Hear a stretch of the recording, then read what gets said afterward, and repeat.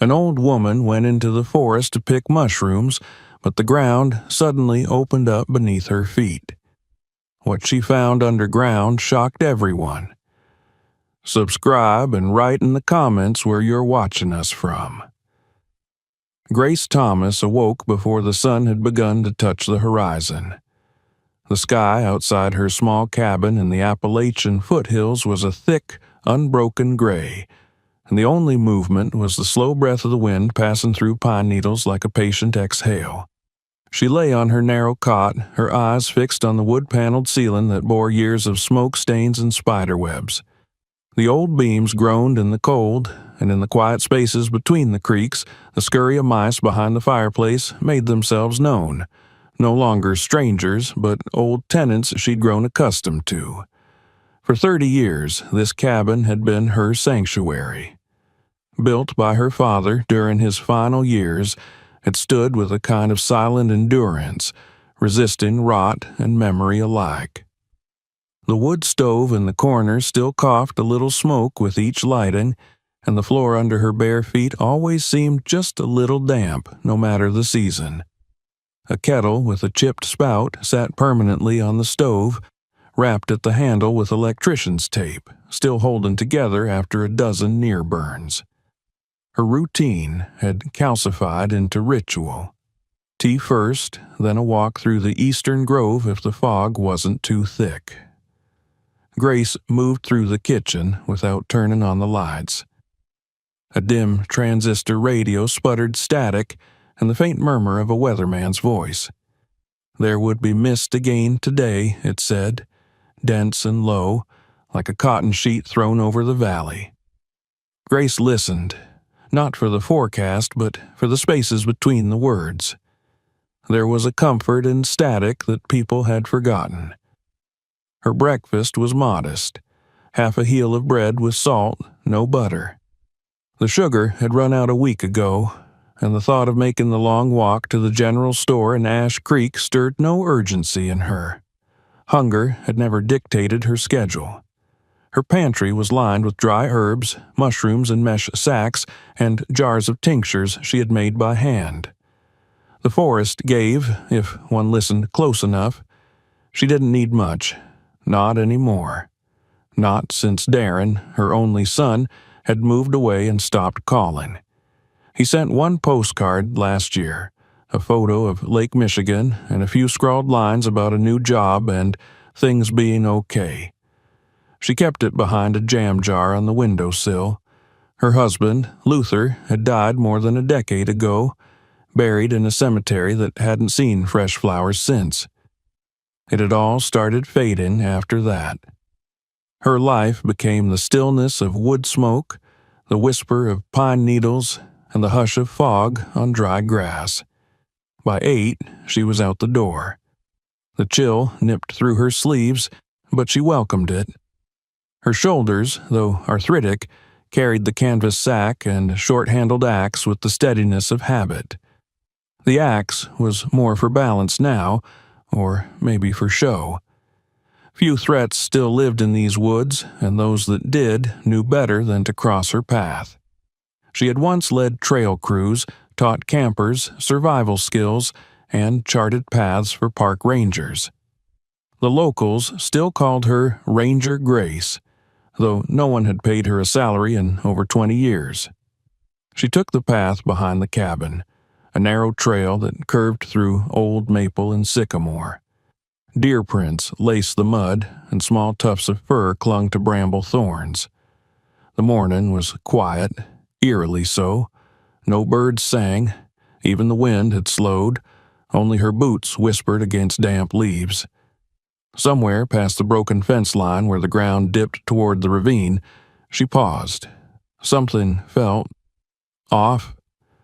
A patch of moss looked disturbed, as if someone had knelt there, or laid down and left in a hurry. She crouched, pressed her palm to it. The ground was warmer than it should have been. She sniffed the air. A sourness, faint but wrong, clung to the breeze. She stood slowly, narrowing her eyes at the undergrowth ahead. The trees here leaned in toward each other, trunks like conspirators. This part of the forest had always felt heavier, even back when she patrolled it regularly. It was here, she remembered, that the Boyers' hound had gone missing. That was nearly 15 years ago. Then 3 hikers a few years later vanished without a trace. Talk of cougars, of illegal traps, of spirits in the woods, depending on who you asked. But the search always ended when the fog grew too thick or the ground too wet, and over time, people forgot. Grace did not forget. Her memory, like the land, held on to its dead with a stubbornness that frightened her sometimes. She moved ahead, climbing over a fallen birch. Her fingers tingled with cold. The air here smelled of iron. Then it happened. She stepped forward onto a patch of moss no different from the others. There was no warning. The earth gave way beneath her like a breath held too long. She tried to scream, but it caught in her throat as she dropped. The fall was brief but violent. Her side slammed against something hard and unyielding, and then she landed on her back, her limbs screaming in protest. Darkness swallowed her whole. Above, the moss settled again as if undisturbed.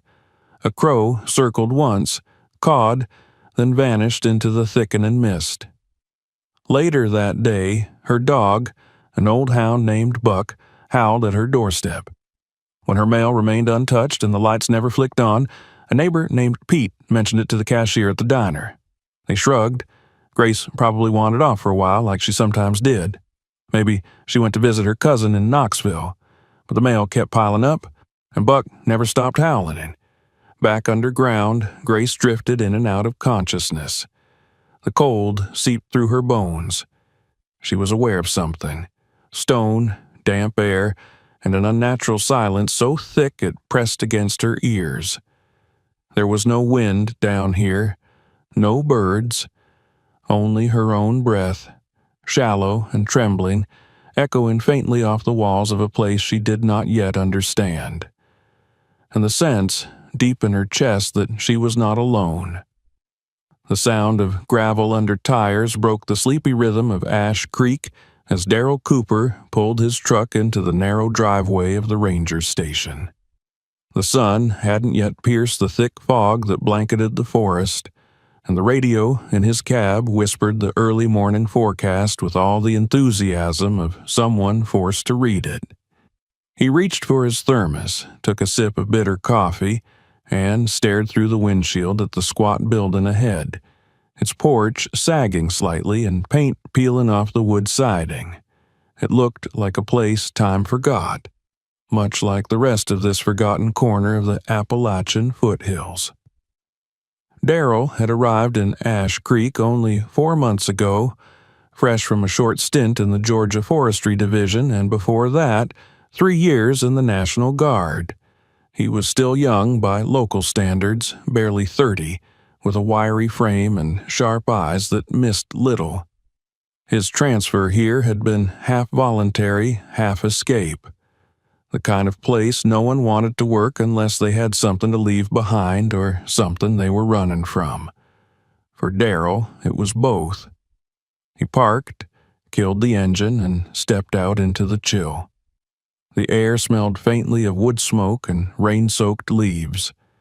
At the door, he nodded to the deputy inside, a round man named Randy who never seemed to rise from his chair unless the coffee pot ran dry. They exchanged curt greetings, neither offering small talk.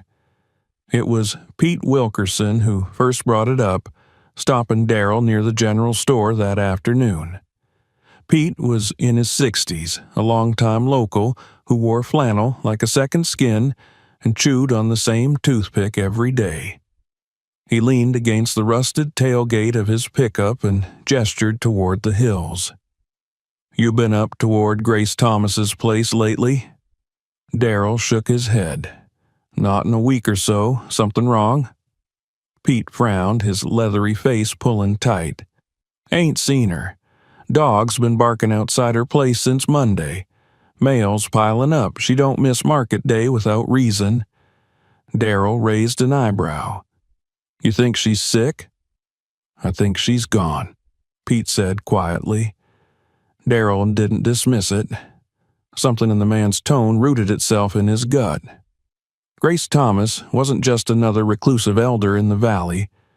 She had a reputation, a woman who once served as a ranger long before most of the current force had their first badge.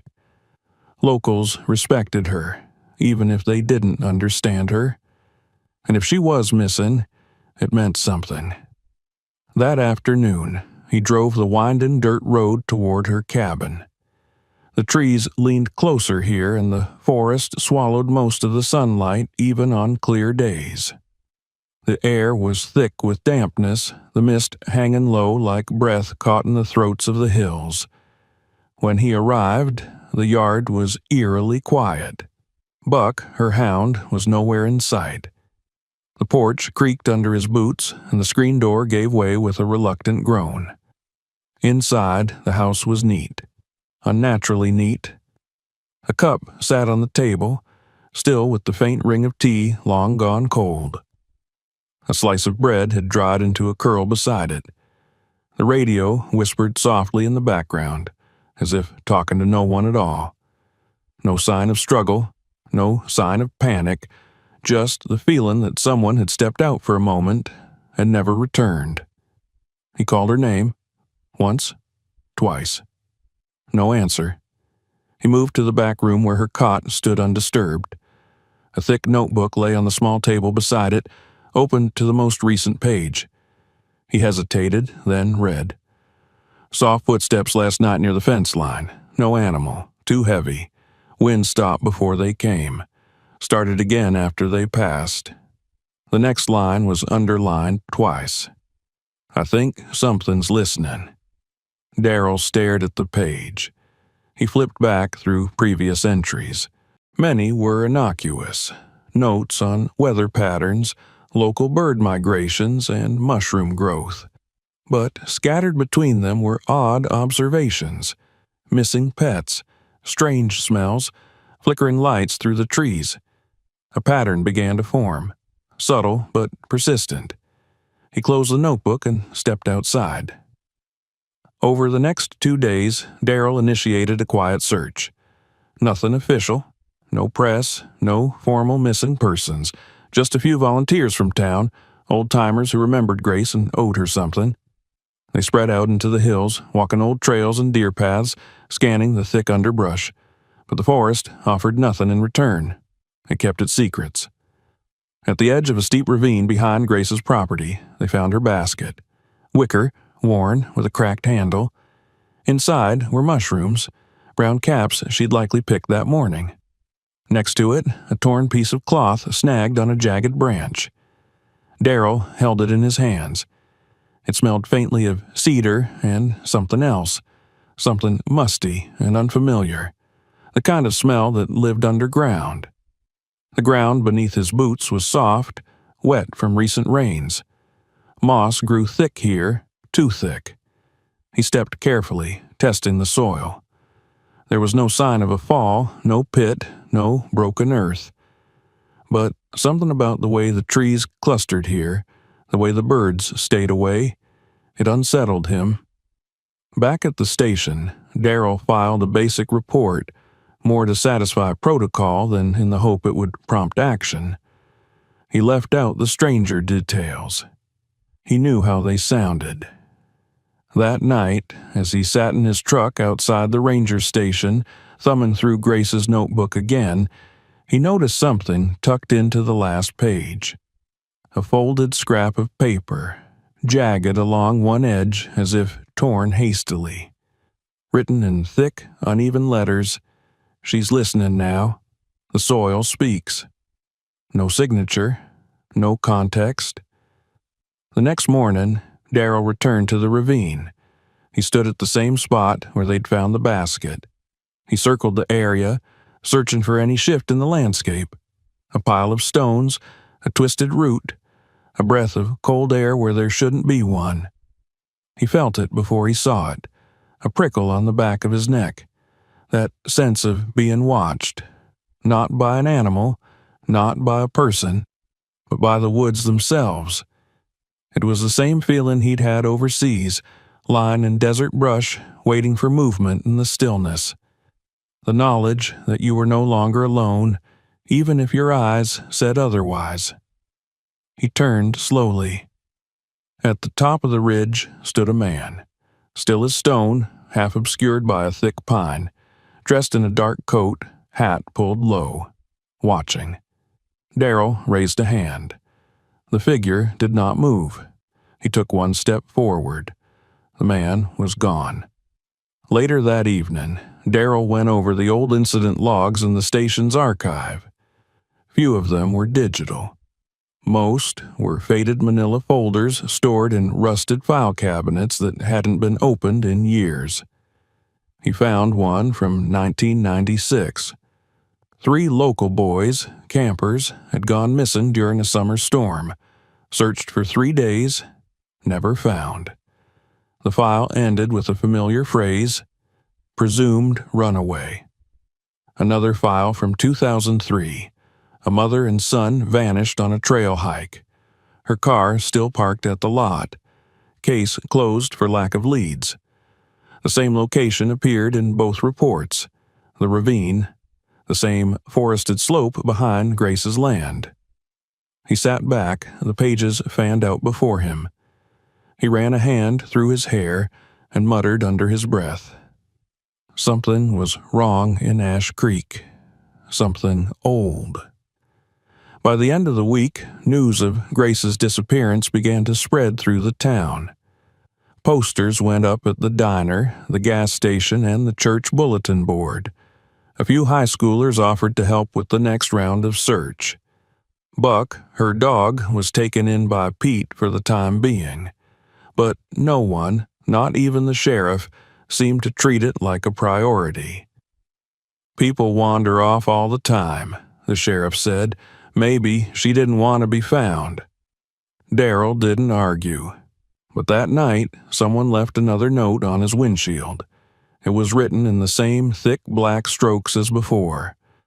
This one said only, "You're getting closer." He kept the note, locked it in his glove box. He didn't sleep that night. The forest outside his cabin pressed against the windows like a living thing. The wind was absent, and the usual night sounds were gone. Even the insects held their breath. The next morning, he returned to Grace's cabin. The door was still unlocked. Inside, the air was stale but untouched. He walked to the back room, opened the drawer of her nightstand, and found a small flashlight. It flickered once, then steadied. He turned it off, slipped it into his jacket pocket, and stepped back outside. He didn't know why he took it, only that something told him he might need it soon. As he closed the door behind him, a crow screamed from the trees above. In the ravine, far from the light of the world above, Grace opened her eyes in darkness. The stone beneath her was cold. Somewhere nearby something moved, slow, methodical, and breathing. She stayed still, barely daring to inhale. She was not alone. There was no telling how long she had been unconscious. Time in that place didn't move in hours or minutes. It moved in temperature, in pressure, in silence. Grace's body came back to her in fragments. The numb ache in her right arm, the stiff throb in her ribs, the dryness in her throat. The air she breathed was wet and cold, full of minerals and mildew, and each inhale felt like a sponge being pressed to the back of her throat. Her first thought, hazy and instinctual, was simple. I'm underground. She didn't try to sit up at first. She listened, carefully, slowly, as she had been trained decades ago when she first joined the Forest Service. Back then, they called it reading the stillness. It meant learning the difference between true silence and the quiet that follows danger.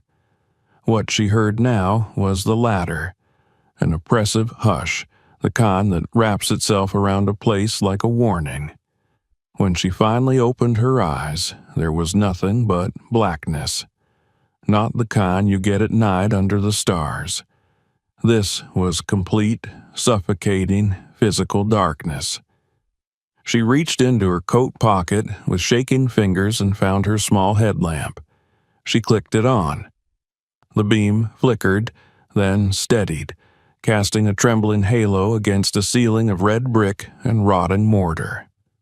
Above her, the brickwork arched slightly, indicating a tunnel or chamber rather than a vertical shaft. One of the stones was cracked and leaking a slow trickle of water. The floor beneath her was dirt, packed and damp, bordered by slabs of concrete. On the left, a rusted metal door frame hung with no door. Beyond it stretched a passage shrouded in shadow. She sat up slowly, wincing. Her left side radiated pain. Bruised, maybe cracked ribs. Her wrist ached when she flexed it. She checked her legs, her arms. Nothing felt broken.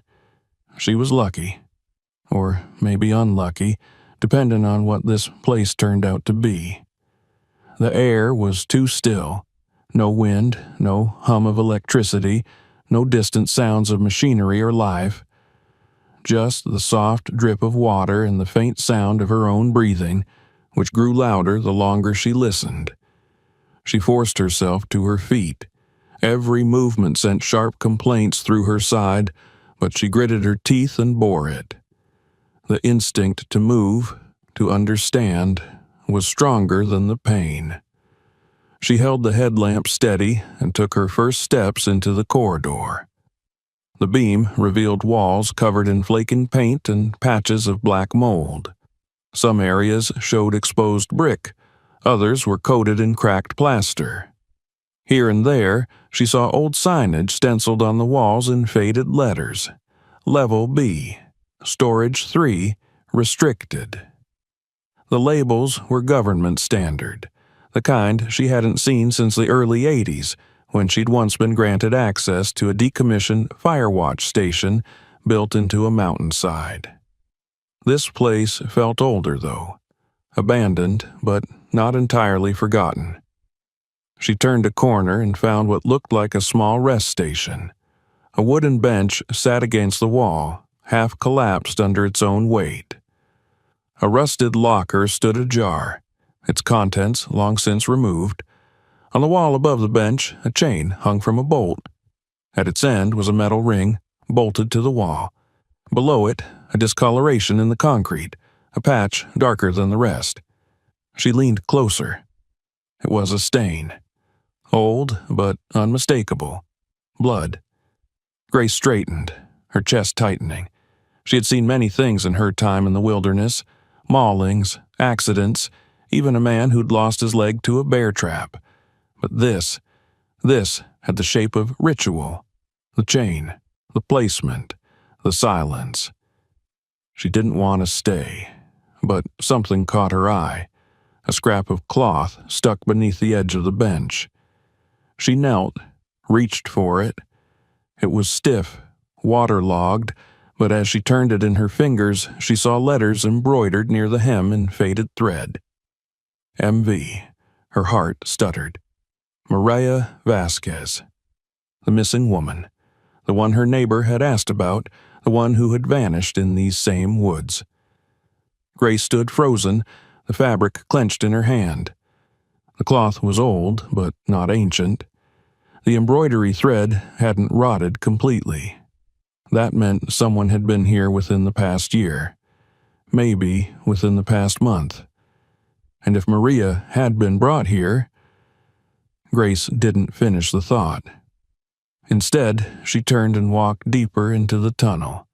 Her headlamp was growing dim, but she pressed on, tracing the passage with one hand along the wall to steady herself.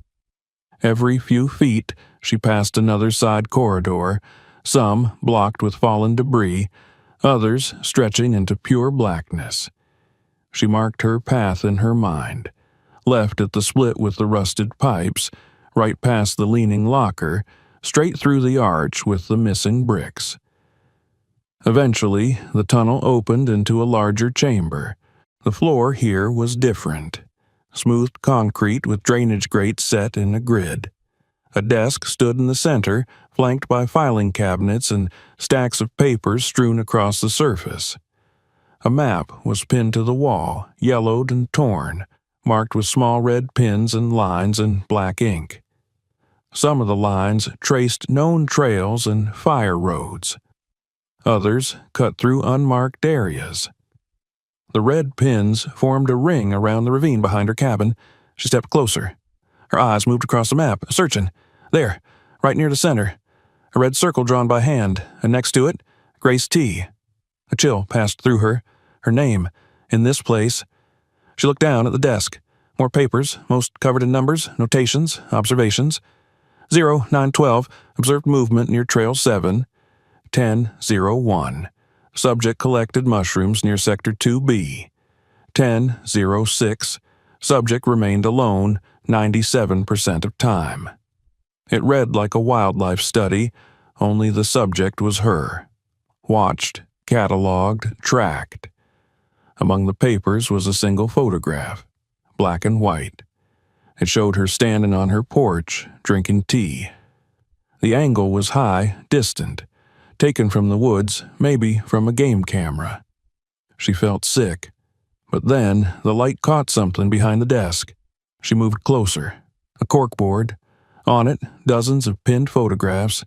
Faces, some blurry, some clear, young, old, all of them alone, all of them candid shots.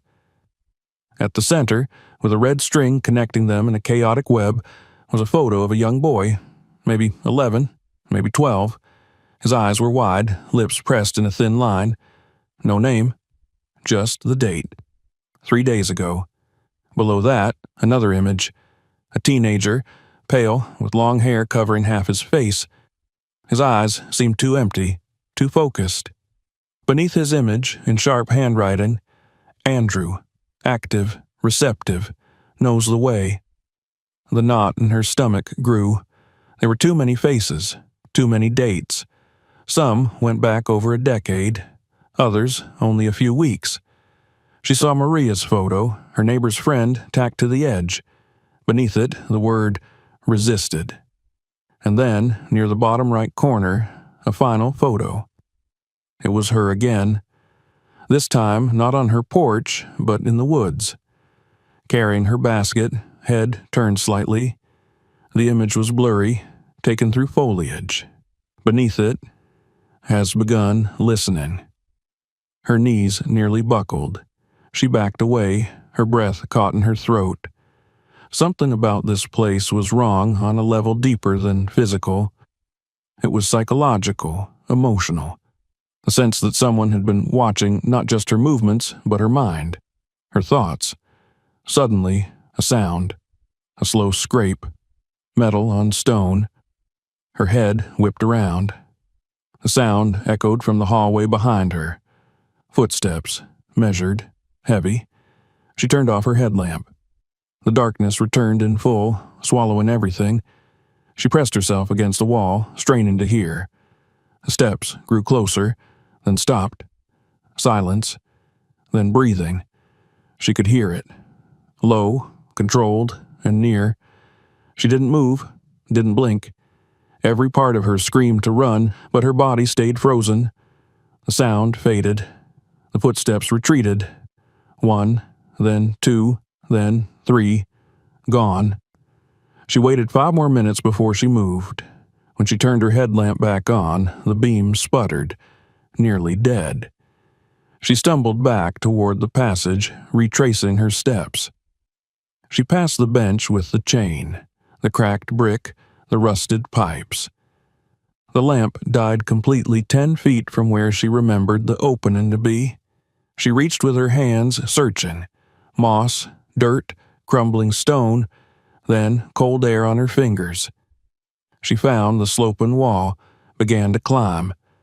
Her legs trembled with each push, her fingers slipping on the wet stone. Twice she slid back, biting her lip to stop from crying out. Something tugged at her boot, roots maybe. She kicked loose. When she reached the surface, the forest night met her like a slap. The stars were veiled behind a heavy mist. The air was thick with the smell of rain and moss. She collapsed on the grass, heaving. Every breath was sharp, but it was real. Clean. Alive. She lay there a long time. When she finally stood, she turned back toward the opening. It was gone. No door. No hole. Just moss, as if the earth had swallowed its own wound. She reached into her coat, pulled out the embroidered cloth, folded it, and placed it in a sealed plastic bag from her pocket. Then she turned and walked. Not home, to town, to someone who would listen. Because she knew now, this place wasn't abandoned. It wasn't forgotten. It was active. And she was not the first. The forest had grown colder in the last few days. The kind of chill that clung not only to the skin, but settled behind the ribs like something deliberate. Darrell Cooper felt it as he sat alone in his kitchen, the radio murmuring low jazz in the background, his eyes fixed on the paper-strewn table before him. Grace's cloth, sealed in a plastic evidence bag, lay to the right. To the left, his hastily drawn map of the ravine and the nearby ridge where she'd most likely vanished. She had returned from the woods the night before, trembling and bruised, a small cut across her cheek, her hair matted with sweat and mud. But her eyes, they hadn't blinked much. They were wide and hollow, as if whatever she'd seen had moved behind them and made a nest. She didn't say much that night, only that she had been underground, that there were rooms and chains, photographs and charts. Someone had been studying her, and others. She gave him the cloth, explained who Maria was, told him she believed there were more people down there, or had been. Darrell had wanted to call for backup right then, but Grace had stopped him with a single look, not of fear, but of quiet resolve. "Not yet," she had said. "Not until you see it for yourself." Now, with the sun crawling through the blinds and dew clinging to his boots, Darrell returned to that ridge. The same path they had searched days ago, where they had found the basket and the torn cloth. Nothing about the landscape had changed, and that, in itself, was alarming. Because according to Grace, there had been an opening here, a breach in the earth. And now there was nothing but moss and stone, as smooth and unbroken as if time itself had ironed it flat. He crouched low, ran his hand along the surface of the ground. It felt compact, too compact. Moss grew evenly across it, but not like anywhere else. Here it formed a perfect patch. No bare spots, no twigs or leaves fallen into the natural creases of earth. It looked placed, manufactured. His fingers pushed into the moss gently. Damp, spongy. He pressed harder. Nothing. He circled the area. From the top of the hill, he could see the forest unfold in all directions. It was beautiful from up here, vast, ancient, unknowable. But now it felt like a blanket hiding something broken beneath it. He pulled out his phone and took several photos. Not because he expected them to capture anything unusual, but because he felt the need to document this moment, to keep proof of his suspicion.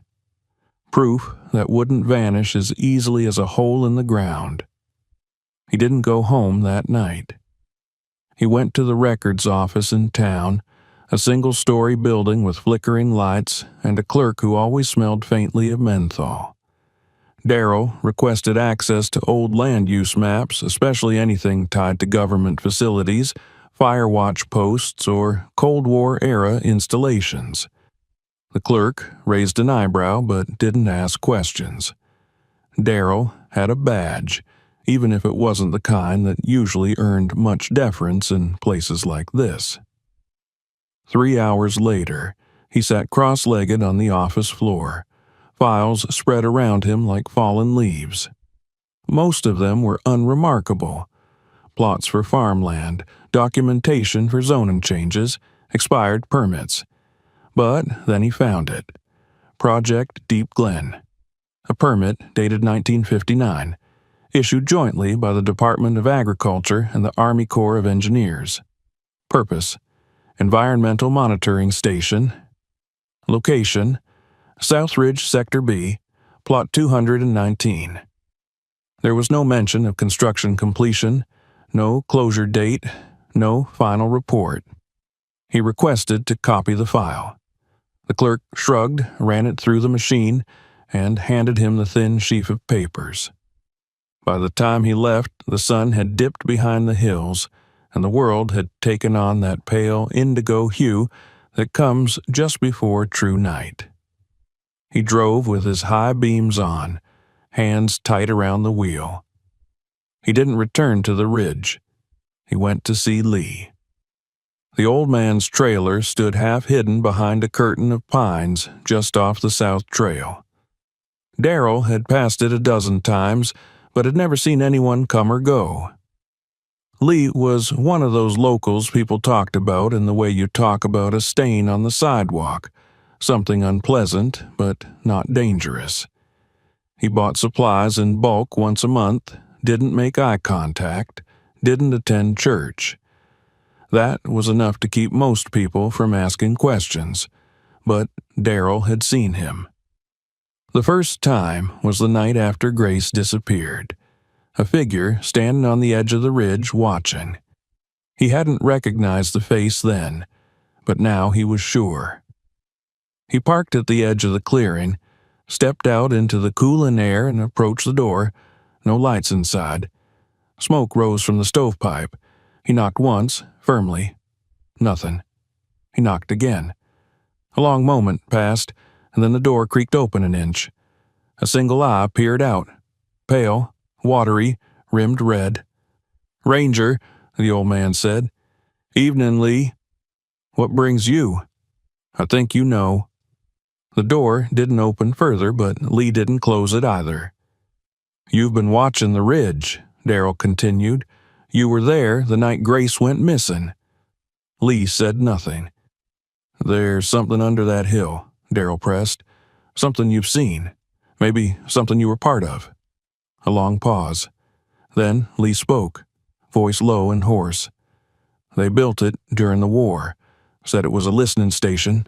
Radiation, air quality, seismic noise. Only I don't think that's what they were listening to." "What then?" Lee finally opened the door. The trailer was sparse, claustrophobic. One bed, a rusted stove, stacks of newspapers yellowing in the corners. On one wall hung an old map, military by the looks of it, covered in thumbtacks and notes written in pencil. Darrell stepped inside, eyes sweeping the room. "They told us to stop digging after 60 meters," Lee said, settling into a worn armchair. "But the crew kept hearing things, echoes, not from above, from below. Below, voices, breathing. We thought it was just cave gas, echoes of our own work. But then people started getting sick, not physically. Up here," he tapped his temple. "One by one they left. Some disappeared. No reports, no inquiries. The forest took them." Darrell turned to the map. The thumbtacks formed a pattern. Clusters near trails, old ranger stations, fire watch towers long since dismantled. At the center of it all was the ridge. "They called it Deep Glen," Lee muttered. "But no one remembers now. They burned the records, filled the tunnels with cement. They didn't do a good job." Lee laughed bitterly. "No, they never do." That night, Darrell couldn't sleep. The forest outside his cabin was too quiet. No crickets, no owls, just the wind brushing the tops of the trees like a warning. He lay awake until dawn, then gathered his gear. Rope, flashlight, spare batteries, his service weapon. He left a note on his desk. "If I don't return by nightfall, check the ridge." The hike back was tense. The trail seemed different. Quieter, yes, but also narrower somehow. Trees leaning in, roots more exposed, as if the land were shifting, bracing. At the top of the ridge, he paused. A moss patch. It was open. A narrow crack just wide enough for a man to slip through. No sound came from within. No light. He tied the rope around a nearby tree, anchored it, and began his descent. The tunnel was steep, damp, and claustrophobic. The smell hit him immediately: old earth, mildew, and something metallic underneath. He moved slowly, flashlight cutting narrow beams through the dark. The walls were concrete, cracked in places, with thick cables running along the ceiling like veins. He reached a landing. The corridor split in two. Left, toward the collapsed area Grace described. Right, toward the station. He went right. Each step echoed, footfalls like whispers. He passed rooms, storage areas with rusted tools, empty bunks with moldy mattresses, filing cabinets long since emptied. But then he found it. A room with light.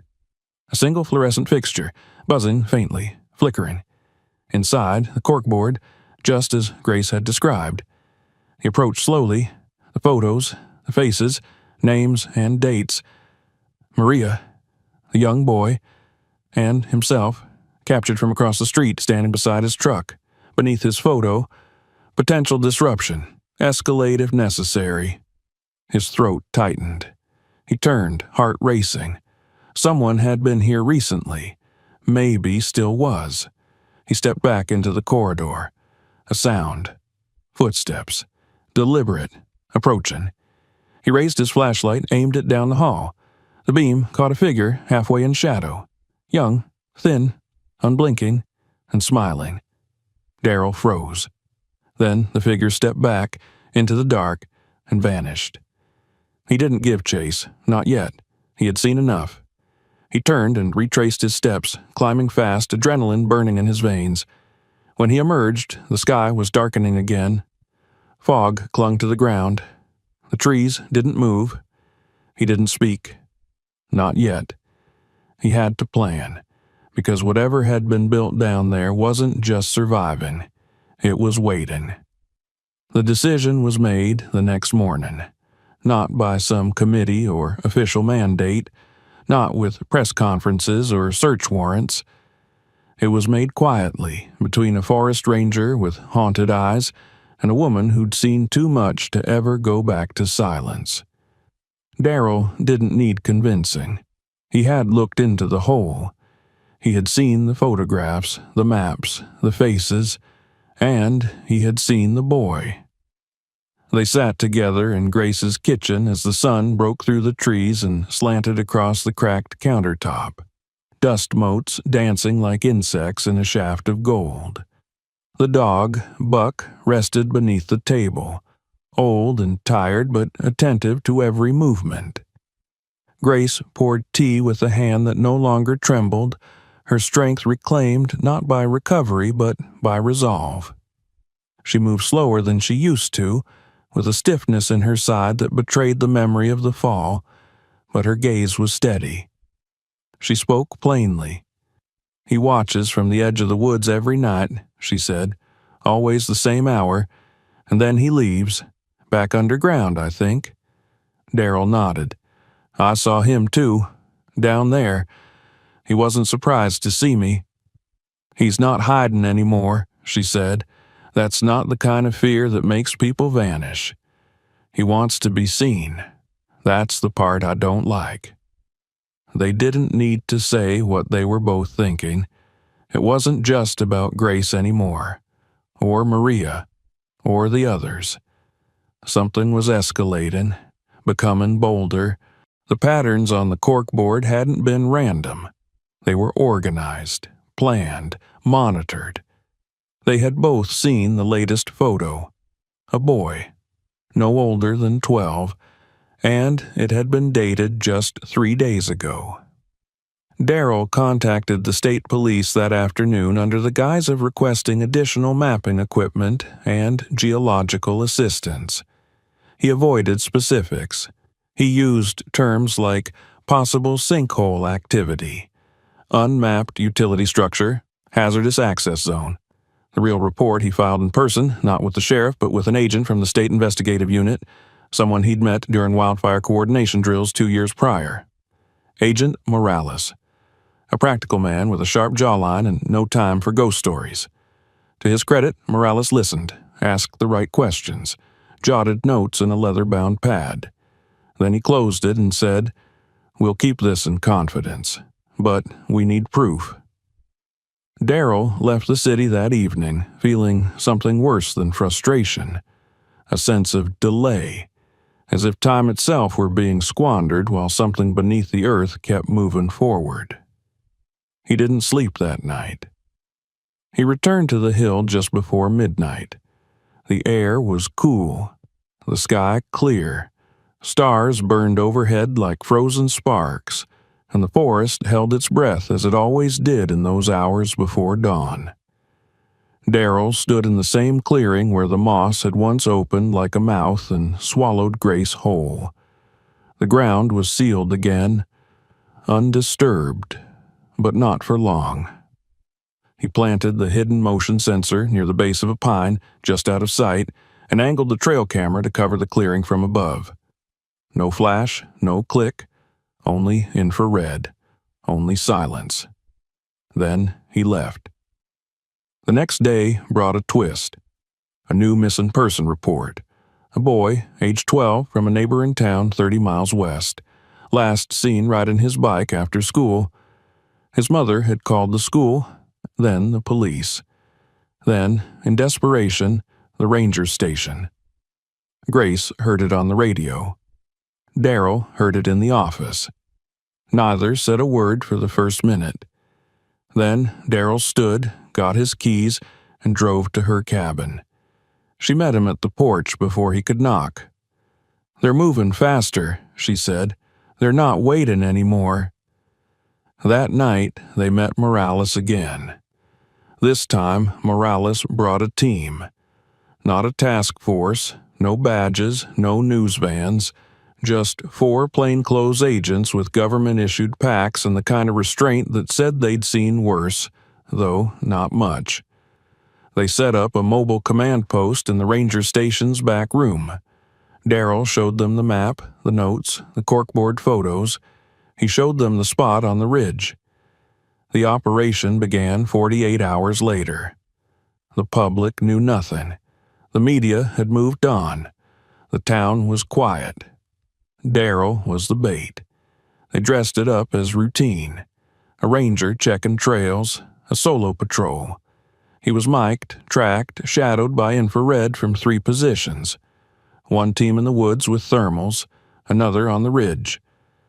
The last, Morales himself, stayed with Grace in the command room, watching live feeds. As dusk fell, Darrell walked into the forest. The deeper he went, the quieter it became. Trees swallowed sound and mist began to rise in long, curling threads. He wore the same clothes from the photograph they'd found in the tunnel. He carried the same flashlight. He followed the same trail. Every movement was slow, intentional. He stopped at the same points he had the week before.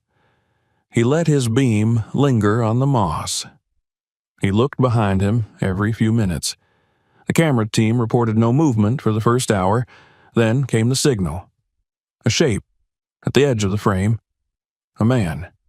No, a boy. Tall, thin, hair long, no visible weapon, no obvious intent. He stepped into view like someone entering a room he owned. Darrell turned. The figure stood across the clearing, just behind a line of saplings. No more than 10 yards away. He did not speak. Neither did Darrell. They looked at each other for what felt like minutes. Then the boy, if he was still a boy, smiled. Not wide, not cruel, just a quiet curl of the mouth, a knowing smile. And he turned, walked, straight toward the ridge. Darrell followed. He didn't need direction. He knew where the boy was going. He knew the ground would open. And it did. Just past the last cedar, beneath the roots of a leaning tree, the moss gave way. A crack appeared, then widened. The boy slipped in without effort. Darrell stepped to the edge, then looked over his shoulder. Morales spoke in his earpiece. "We're in position. Proceed." He climbed down. The tunnel felt colder than before, more humid. The walls were slick, the smell was stronger. He moved fast. The team was 30 seconds behind him. Cameras rolling, weapons ready. No light, only thermal. No talking. He turned right at the first split, past the locker. Reached the door with the corkboard. Empty. The photos were gone. The desk had been cleared, the map removed. The room was swept clean, as if someone had known they were coming. But the boy was waiting. At the far end of the hallway, just past the intersection near the generator room, he stood in the shadows, head tilted. "You're too late," he said softly. Daryl raised his flashlight. "You're Andrew?" "No," the boy said. "Andrew was before me." "Where's the child?" "He's with the forest now." Daryl stepped forward. "What does that mean?" "He's learning, like I did, like the others. You don't hear it, do you? The roots, the blood, the rhythm." From the side tunnels, footsteps echoed, multiple. The team moved fast. "Get down," someone shouted. But the boy didn't run. He smiled again, and he whispered, "I was born here." The next moments blurred. A flash of movement, a scuffle, shouting. The boy lunged, not with rage, but with purpose. Daryl tackled him. They hit the floor hard. The smell of rust and sweat filled the air. Hands grabbed the boy. He didn't fight. He laughed. A soft, distant laugh. Morales cuffed him. Another agent swept the tunnels. They found another chamber, this one smaller. Inside, signs of life, a blanket, a tin plate, a child's shoe, but no child, only the smell of smoke. Back above ground, the team emerged into mist and wind. The forest didn't move. Grace met them at the station. She looked at the boy, now slumped in the back of an unmarked SUV, his face blank. She didn't speak. Neither did he. Later, in the medic's tent, Daryl sat with his shirt torn, a cut above his eyebrow, a bruise forming on his shoulder. The adrenaline wore off slowly. Grace stood beside him. "It wasn't just him," she said. "Someone raised him in that place, fed him lies, made him into this." Daryl nodded. "He's not the first." "No," she said, "and he won't be the last." Outside, the forest rustled again for the first time in days. A single leaf fell, and somewhere, deep underground, something waited. The boy didn't speak for the first 2 days. They held him in a secured medical facility, not a jail cell. He was too young, too fragile-looking, too unresponsive for the standard procedures. No family came forward. No school records matched his fingerprints. No missing persons reports listed a child with his face. He didn't eat much, though the doctors said he wasn't malnourished. He slept in short, tense bursts, waking with eyes wide open, never blinking for long. When he did speak, it wasn't to answer questions. It was to say things that didn't seem connected to the present. Phrases like, "He's listening," or "We are deeper than the bones," or "The earth does not forget."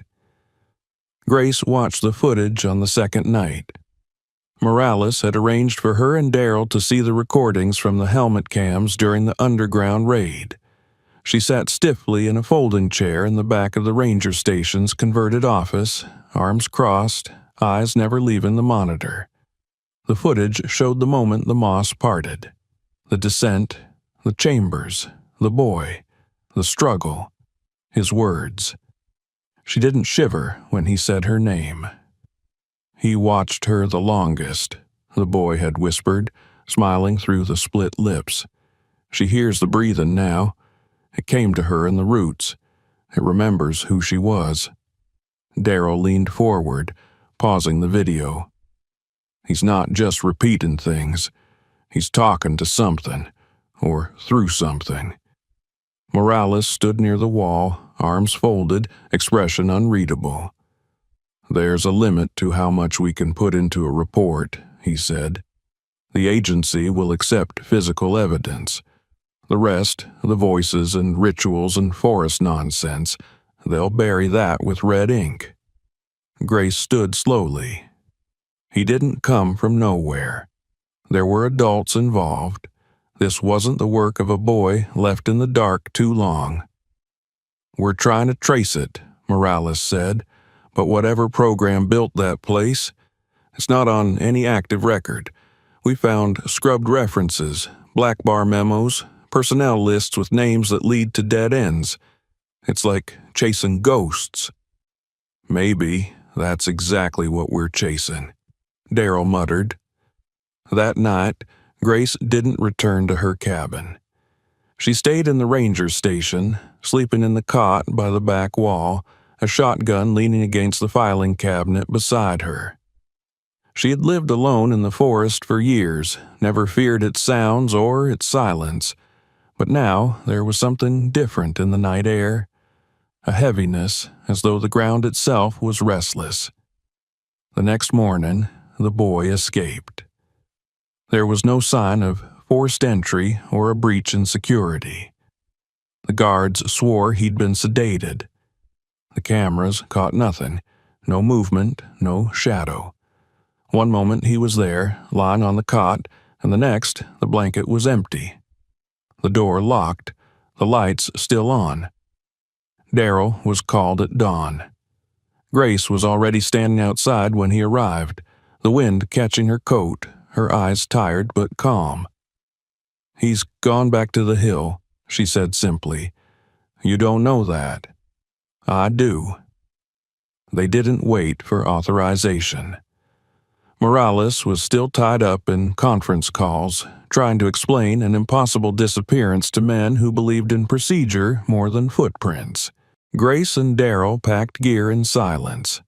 No words were needed. They both knew this wasn't about one boy anymore. When they reached the ridge, the moss was already parting.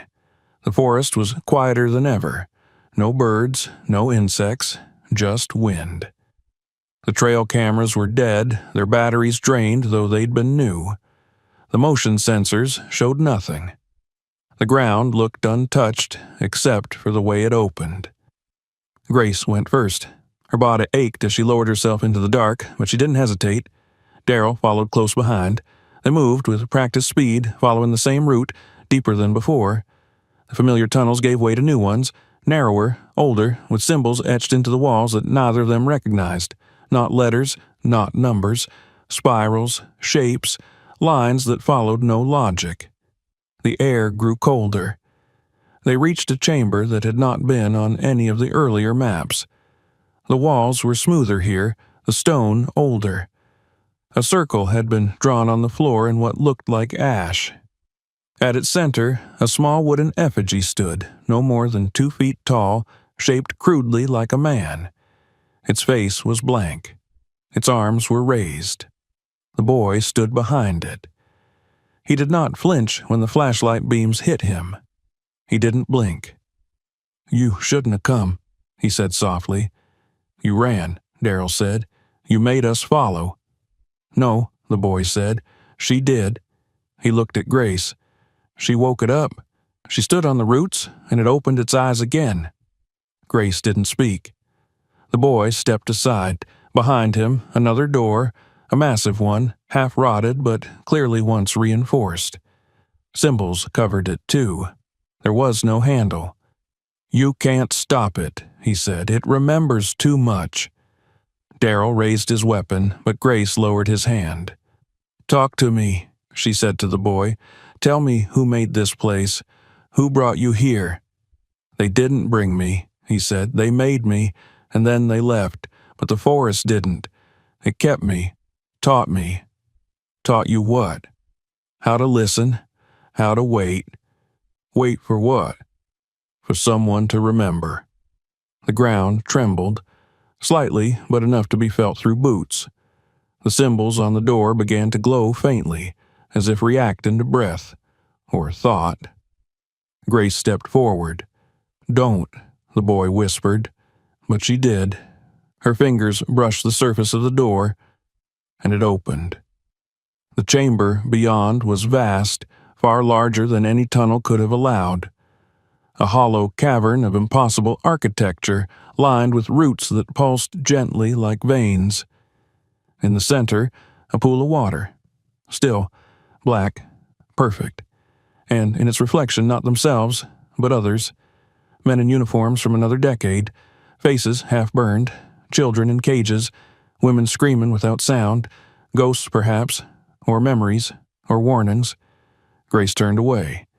"We seal it," she said, "right now. Collapse the tunnel. We don't have the equipment. We have enough." They laid charges where the foundation seemed weakest. Old support beams, cracking cement. The boy watched silently. He did not resist. As they climbed out, he remained below. "I'll stay," he said. "It's my home. You'll die down there. I already did." They didn't argue. They detonated the charges at dusk. The ground groaned, split, then settled. Dust rose in thick columns. The forest held its breath. And then it exhaled. In the weeks that followed, the missing child was found, not in the tunnels, but walking the road outside town, dazed and dehydrated, but alive. He remembered little, only fragments, roots, darkness, a voice that told him stories in a language he didn't understand. The media reported it as a miracle. Grace moved out of the cabin. She didn't go far, just closer to the town's edge. Enough to hear voices, dogs, radios, enough to feel human again. Darryl stayed on as ranger, but he patrolled differently now. He watched the ground as much as the trees, and at night he kept a lantern lit by the window. The forest did not return to normal, not fully. Some sounds never came back. Some trails closed on their own. Some places grew colder than the rest. But the hills stayed quiet, for now, because the roots remember, and they are always listening. If you enjoyed the story, make sure to subscribe for more. Watch the next video or check out others on the channel. And don't forget to share this one with someone who'd love it.